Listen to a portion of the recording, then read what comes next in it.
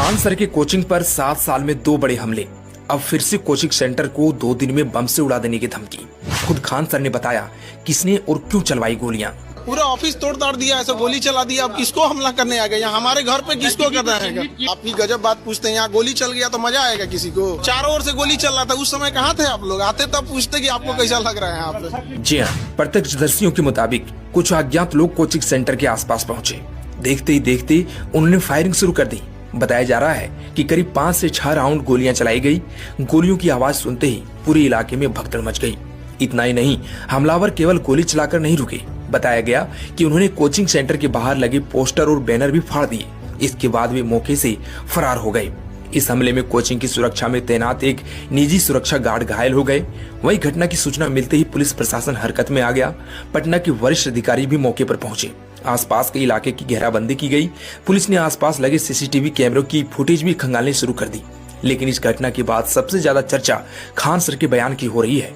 घटना के बाद मीडिया से बातचीत करते हुए खान सर ने जो बातें कही, उन्होंने पूरे मामले को एक नया मोड़ दे दिया है। दरअसल खान सर ने कहा है कि सबसे बड़ी समस्या यह है कि हम कम फीस में बच्चों को पढ़ा रहे हैं। हमारी कोचिंग से बड़ी संख्या में छात्र सफलता हासिल कर रहे हैं। जब गरीब और मध्यम वर्गीय परिवार के बच्चे आगे बढ़ने लगते हैं तो कुछ लोगों को परेशानी होने लगती है। खान सर ने दावा किया कि हमलावरों ने न केवल फायरिंग की बल्कि ऑफिस में घुसकर तोड़फोड़ भी की। उन्होंने यह भी कहा कि उनके सुरक्षा गार्ड ने हमलावरों को पहचान लिया है। खान सर के अनुसार हमलावर पास के ही एक कोचिंग संस्थान से जुड़े लोग हैं। इतना ही नहीं, उन्होंने यह भी कहा कि पहले भी उनके कोचिंग सेंटर को बम से उड़ाने की धमकी दी जा चुकी है। खान सर ने बताया कि उन्होंने सभी सीसीटीवी फुटेज पुलिस को सौंप दी है और प्रशासन से सुरक्षा की मांग की है। लेकिन इस घटना को समझने के लिए हमें 7 साल पीछे जाना होगा। साल 2019 10 मई की तारीख, तब भी खान सर की कोचिंग चर्चा में थी। उस दिन अचानक कोचिंग सेंटर के बाहर कई क्रूड बम फेंके गए थे, जिसमें एक छात्र की स्कूटी बुरी तरह क्षतिग्रस्त हो गई थी। हालांकि बाद में पुलिस जांच में एक अलग ही कहानी सामने आई। पुलिस ने कहा कि मामला एक छात्र और सुरक्षा गार्ड के बीच हुए विवाद से जुड़ा हुआ था।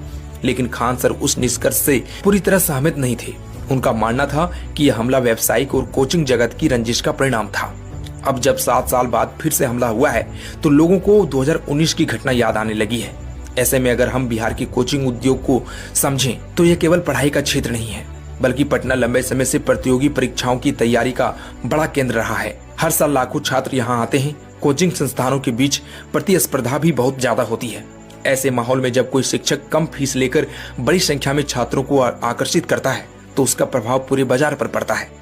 खान सर की लोकप्रियता भी कुछ ऐसे ही रही है।